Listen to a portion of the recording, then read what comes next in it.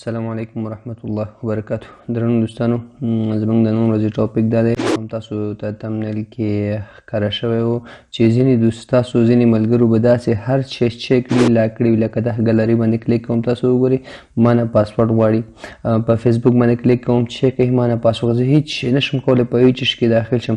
درنو دوستانو، په دغه طریقه چې موږ تاسو درښایو په دې سره به تاسو وکولی شئ بدون د پاسورډ او هر څه نه به وکولی شئ د هغې ګلري د هغې فیسبوک ته لاسرسی ولرئ. نو دا څه رقم کېږي، راځئ ویډیو باندې پیل کوو.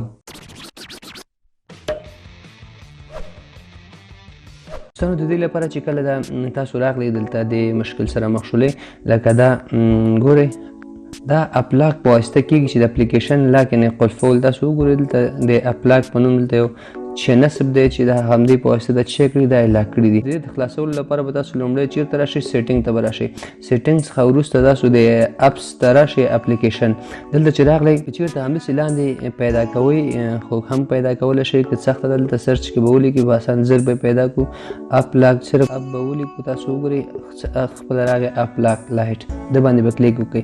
د باندې چې کله کلیک کړئ لاندې به راشئ، په دغه ځای کې سټوریج باندې به کلیک وکړئ.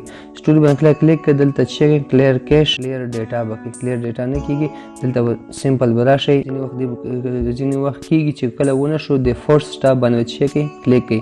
که چېرته فورس سټاپ باندې کلیک وکړو او بیا هم ونه شو، بیا راشئ د انسټال باندې بیخي انسټال نه یې وباسئ، لرې کړئ.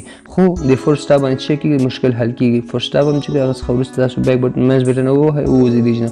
اوس تاسو وګورئ ګلري باندې هم کلیک کوم، ګلري هم خلاص شو. فیسبوک باندې کلیک کړئ، فیسبوک هم خلاص شو. دوستانو، دا یو سمپل ټریک و چې موږ تاسو ته در وښود. دوستانو، هیله ده چې ویډیو هم خوښ شوی. که چېرته ستاسو ویډیو خوښ شوی ویډیو سره لایک کړئ، د نورو دوستانو سره شریک کړئ که هغه هم ترې وکړي، استفاده وکړي، او موږ په دعاګانو کې یاد ساتئ. دوستانو، یوه هیله له تاسو څخه کوم که چېرته تاسو زموږ چینل تر اوسه پورې نه وي سبسکرایب کړی او زما چینل ته نه وي یاستئ، نو ډېر په خواهشانه تاسو څخه خواهش کوم، ځکه زما سبسکرایبر کم دي او وخت په هم په پوره کېدو باندې دی چې یو کال پوره کېږي او ما سبسکرایبر تر اوسه پورې نه دي پوره کړي.